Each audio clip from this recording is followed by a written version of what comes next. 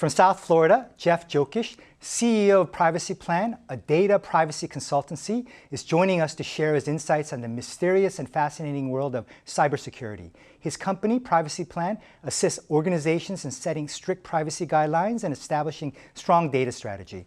Jeff, welcome to GlobalScience. Thanks, Bruce. Good to see you again, and so wonderful to be here to talk with you about privacy. Thank you. Jeff, can you tell us about Privacy Plan and what you do there? Sure. Privacy Plan is a data privacy consultancy, but rather than focus on compliance issues, where most consultants put their efforts, we focus on data. I like to say that we live at the intersection of data and privacy. And what does that mean, really?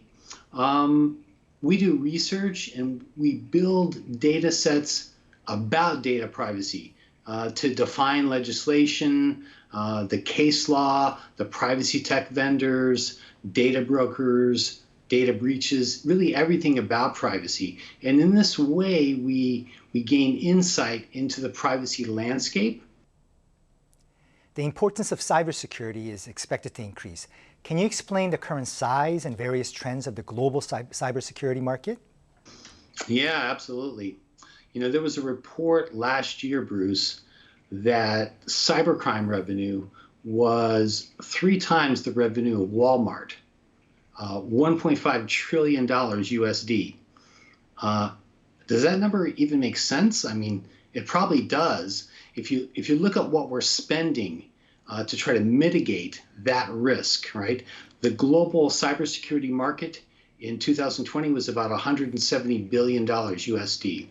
The data security market in 2021, which is a subset of that, was 19 billion. The cybersecurity insurance market was about 7.3 billion in 2020. IBM says that an individual data breach is going to cost us about $4.3 million.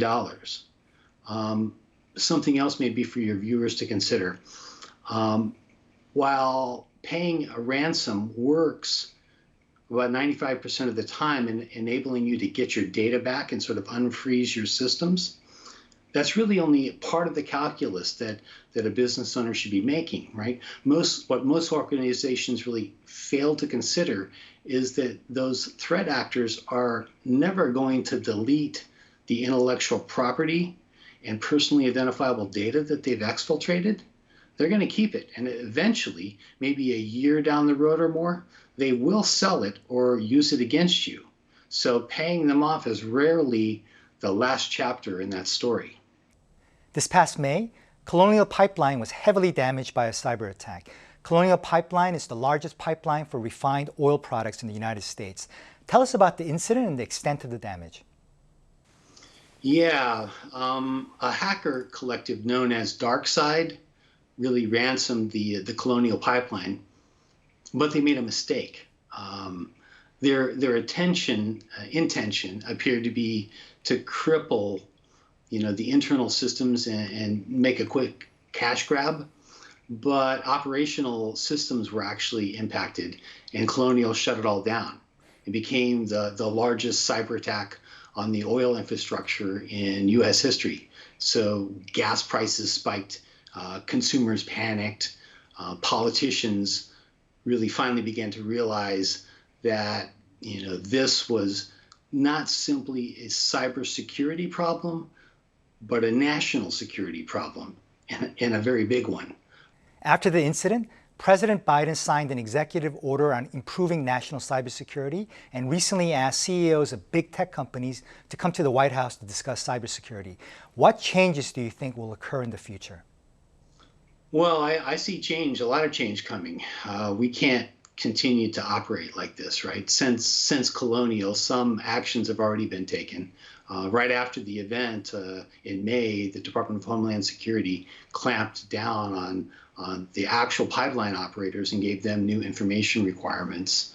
Then on July 20th, President Biden issued an executive order to essentially change what a lot of the cybersecurity requirements are for federal contractors.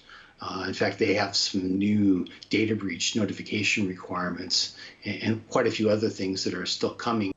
Recently, Apple announced the introduction of a software to fight child pornography for iPhone users. This led to a conflict between privacy violations and the eradication of illegal activities. What is your view?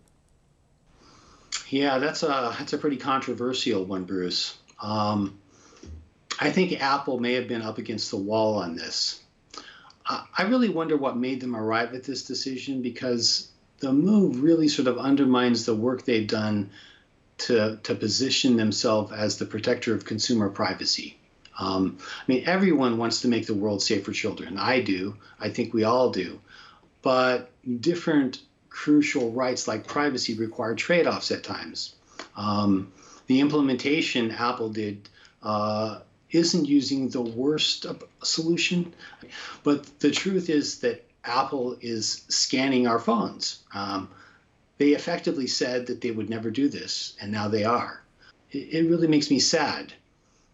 I can't say that other manufacturers are operating differently than Apple. In fact, I expect that they're probably doing similar things, but this is a big loss for consumer privacy. It's a big loss for Apple. And I suspect it might actually be a big win for other manufacturers like Samsung. Outstanding advice. Now, Jeff, finally, can you recommend any global and Korean stocks to our viewers? Sure. I think I've got a few good picks for you, Bruce. 3 tech stocks and one sort of surprise. I like CrowdStrike, which is CRWD on NASDAQ. Even if a couple of analysts have recently downgraded, I still like it. Proofpoint, which is PFPT on NASDAQ. I think it's going to continue its run, which has been doing great. Polaris Office Corp on KRX, I think is a good opportunity there. And I like Fashion Platform Company, which is on KRX. It's sometimes you just have to sort of stick with industries that have sort of both a consistent demand and a high upside. And I think women's fashion sort of gives you that in spades. Jeff Jokic, CEO of Privacy Plan based in South Florida. Thank you so much for being with us today and sharing your insights on this truly fascinating field. Wonderful. Great to be here, Bruce. Thank you, Jeff. That does it for us this week. Thank you so much for being with us. Until next week, please be safe and healthy.